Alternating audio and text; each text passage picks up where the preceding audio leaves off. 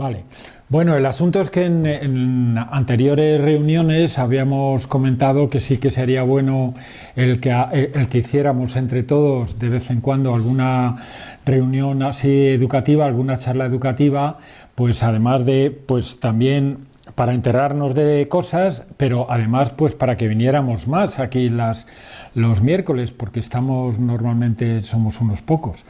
Y bueno, esa era la idea. Entonces, como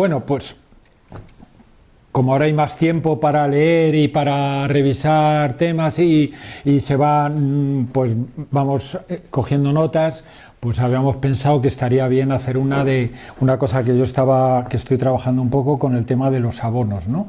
Sobre todo pues para darle un poco más fuerza a las plantas que hacemos aquí. Y ya de paso, bueno, pues para poner algunas cosas claras, ¿no? Todo esto que voy a decir está en revistas, tanto de Quercus, por ejemplo, Quercus número 127, septiembre del 96, ¿no? O sea, hace la tira, pero es que esa época hace 20, 25 años, incluso aquí en Arba, se generó una cantidad de bibliografía sobre estos temas que no están superadas. O sea, que en 25 años los presupuestos, digamos, sobre abonos naturales no se han visto superados. Tengo yo aquí anotado Quercus número 127, ahora lo paso después, integral de 1985, y dos boletines, un boletín informativo de Arba, los números 19 y 20 sobre el compost de octubre del 93, y boletín de Arba número 16, o sea, los siguientes boletines de noviembre del 2005, ya sabéis que de boletines de Arba ha habido 3 tipos. Manual del buen compostador, y está todo en la biblioteca de Arba, o sea que es que no hay que irse a ningún sitio así, alguna biblioteca especial. Bueno, ¿cuál es el valor fundamental de un abonado que sea lógico, que esté de acuerdo un poco con los presupuestos de Arba o con los presupuestos de lo que se habla ahora mismo, esta agricultura regenerativa, ¿no? Es recuperación de la materia orgánica en el suelo. Eso es lo fundamental. Cada vez hay menos materia orgánica, y entonces de lo que se trata es de incorporar materias nutritivas al suelo, pero que aporten no solo para una producción de cereal o de leguminosas o de lo que sea, sino que el suelo cada vez vaya teniendo más entidad, ¿no? Entonces, esto es una de las cosas principales que diferencia a los abonos, llamamos naturales o orgánicos, que el término natural tampoco es adecuado, no es lo más lógico, porque hay por ejemplo, las turbas y los sphagnum, que se pueden decir que pueden ser como una especie de abonado del suelo, pues en realidad, y que son naturales, no se deberían nunca utilizar para no esquilmar esos medios, ¿no? Vamos a poner verdes un poco a los abonos inorgánicos, a los químicos, que no aportan nada más que nutrientes. Es como si a una persona normal le pusiéramos directamente una avena y le estuviéramos metiendo directamente los nutrientes, pero no aportamos nada más al suelo, y además tienen unos problemas, tienen 4 problemas sobre todo bien grandes. Vamos a poner primero en solfa los abonos, digamos, inorgánicos o químicos, llamados así, que tampoco está bien llamar abonos inorgánicos, porque hay dos tipos de mineral que se pueden utilizar perfectamente, incluso en la agricultura regenerativa, sin ningún problema. Ahora hablaremos después, pero los abonos químicos, digamos, tienen unos problemas bien claros, ¿no? Pérdida de microorganismos beneficiosos, porque es importante mantener una relación entre los nutrientes adecuada. Hay muchas veces que metemos un exceso de fosfatos. Si metemos un exceso de fosfatos, o metemos un exceso de nitrógeno, o metemos un exceso de potasio, lo que vamos a hacer es que no se desarrollen bien los hongos y las micorrizas que hacen las uniones de las plantas con los hongos. Después, nitrificación clarísima del suelo, que es un problema enorme y gigantesco, porque todas esas sales minerales normalmente son solubles, y al ser solubles pasan al agua, y al pasar al agua se acumulan en riadas y tal, se acumulan en determinados lugares, y después hay una proliferación brutal de algas, con lo cual hay una pérdida de oxígeno en el propio agua, y eso es un problema enorme.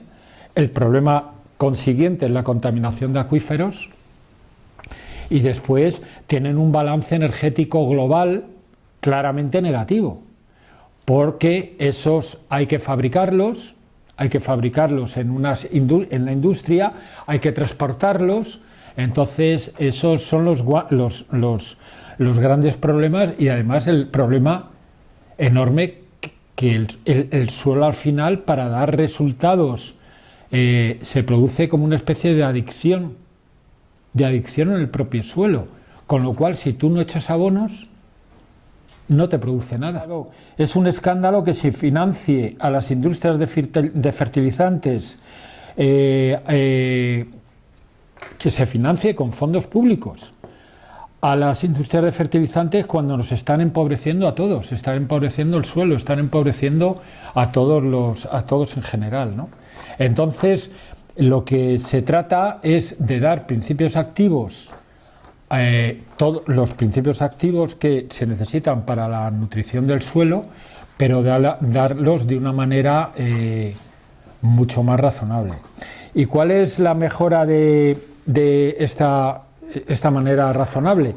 Pues aportar sobre todo todos los materiales que ya han formado los propios vegetales. Los materiales que ya han formado los propios vegetales, pues son las hojas, son las ramas más grandes, trituradas. Entonces, la materia orgánica, nosotros estamos aportando mucha más materia orgánica, que es el abonado razonable, esta materia orgánica que hemos dicho que en los libros aparece como MOS, materia orgánica. Yo antes he dicho edáfica, pero materia orgánica del suelo.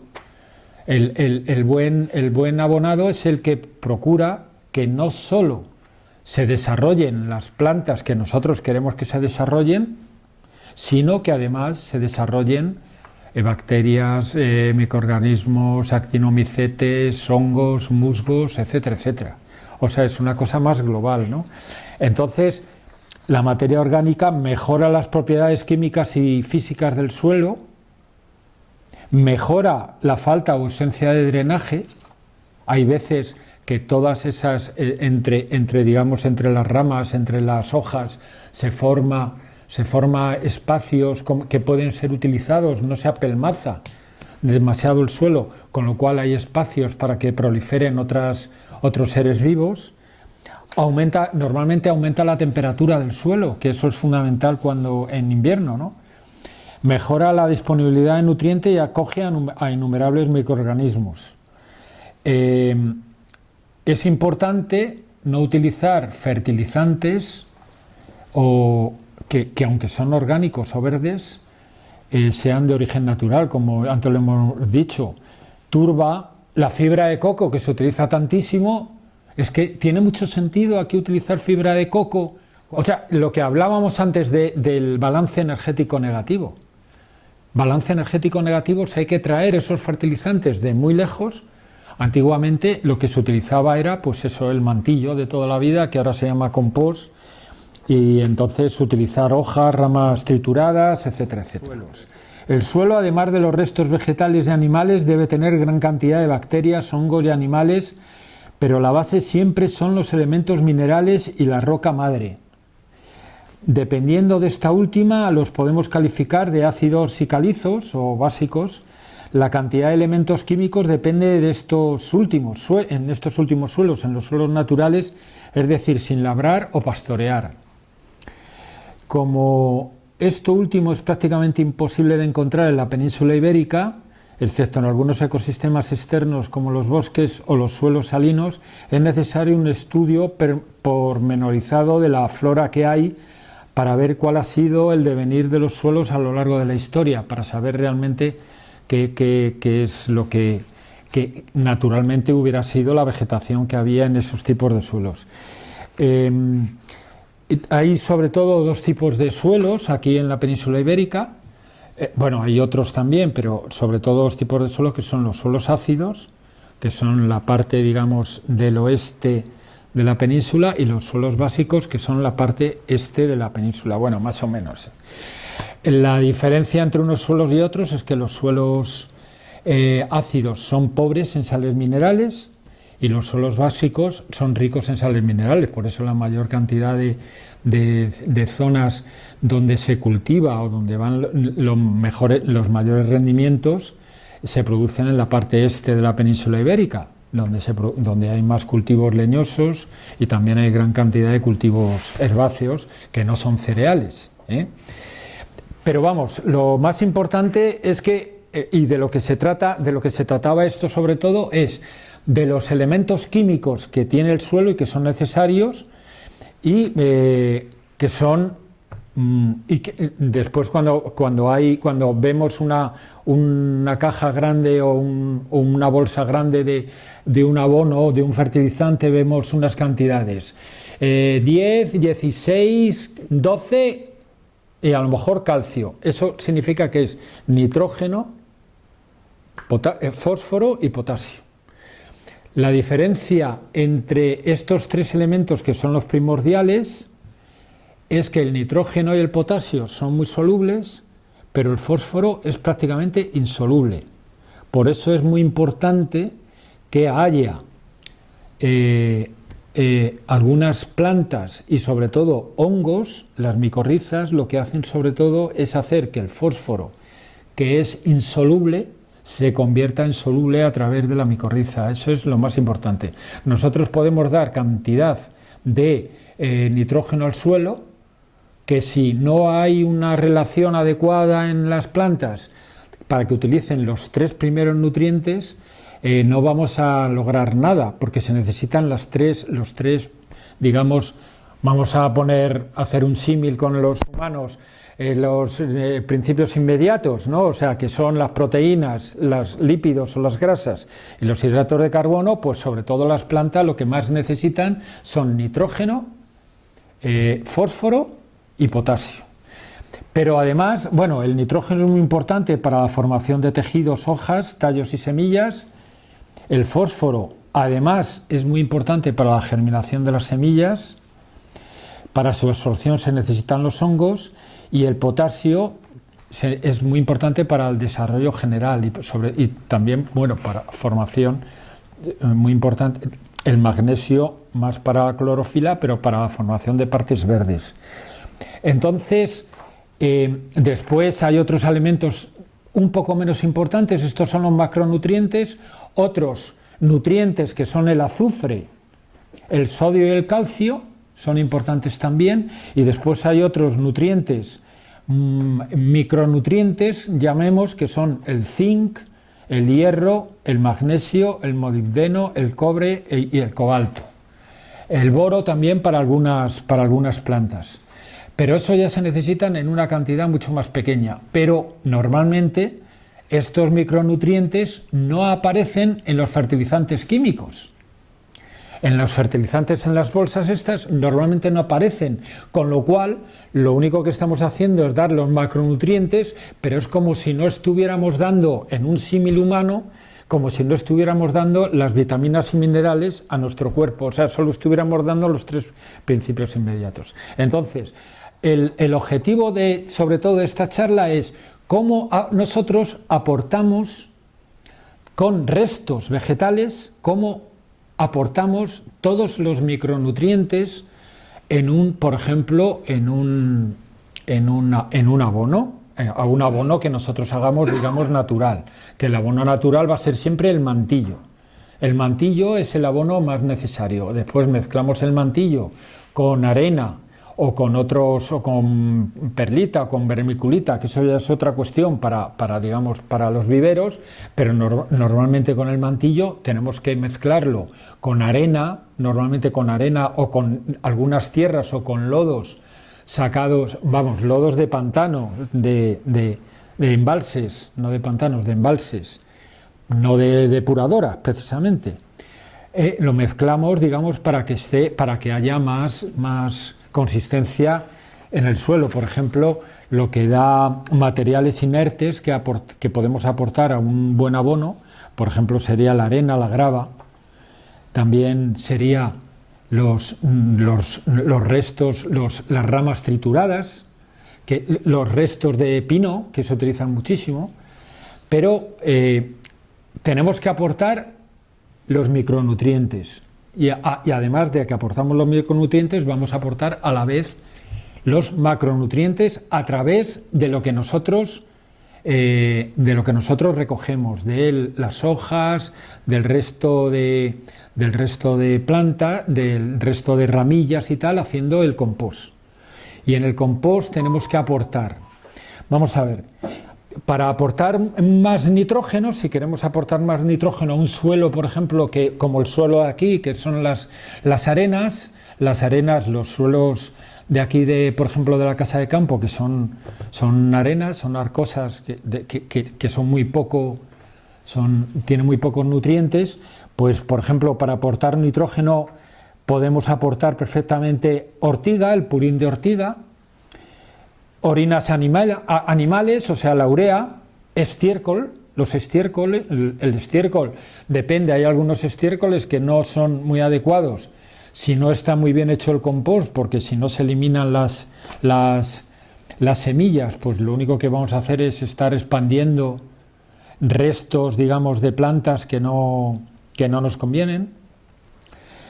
Cardos, por ejemplo, para aportar nitrógeno, ortiga, orina, cardos, sanguinarias, espinacas silvestres, y después el aire, viene del aire por las plantas, las leguminosas que están, las vicias, la tirus y un montón de plantas más, que ellos tienen la particularidad, todas las leguminosas, con el rhizobium y con actinomicetos, captan nitrógeno del aire y lo introducen dentro de la planta, con lo cual que si nosotros aportamos estas plantas, estamos aportando nitrógeno.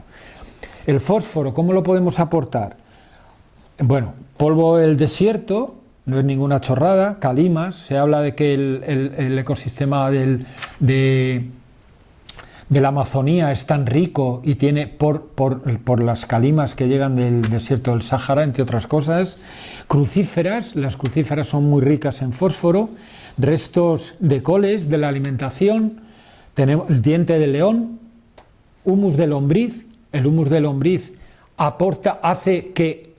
favorece que el fósforo sea soluble y se pueda absorber por las plantas, y también hay un mineral que es la fosforita, que también es un mineral que se puede aportar perfectamente. Potasio, pues todas las plantas verdes aportan cantidad de potasio, y después de lo que podemos traer de casa, pues podría ser restos de zanahoria, peladuras de plátano, fumaria, la planta, la fumaria es muy rica también en potasio, azufre, que también es necesario. No por casualidad los suelos volcánicos son tan ricos y son porque tienen cantidad de azufre. ¿Cómo podemos aportar azufre? Pues echando a nuestro compost, echar restos de cebolla y ajos de la alimentación. Todas las peladuras esas de cebolla y ajo podemos aportar cantidad de azufre. Suelos volcánicos, crucíferas, después sodio, podemos aportar con los plantagos, son plantas que aportan. Calcio, bueno, pues el líquido de lavar los tetrabil de la leche, las cáscaras de huevo, es que es un chollo. Las cáscaras de huevo trituradas, o sea, para hacer un compost, es que todas las cáscaras de huevos. Después, el zinc lo aporta el purín de ortigas, por ejemplo, El purín de Consuelda también lo tengo por aquí. Después el hierro lo aporta también el purín de Ortigas.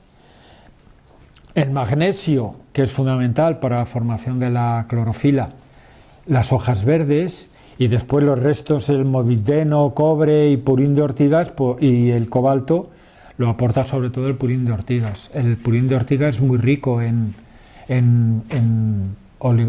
micronutrientes y oligoelementos, y por eso se utiliza tanto. Y por eso aparecen las ortigas en donde hay mucho estercolado de vacas, donde hay presencia humana, aparecen las ortigas, porque hay restos, muchos restos. Los jaramagos son riquísimos y hay por todas partes, y aportan cantidad de fósforo a un mantillo.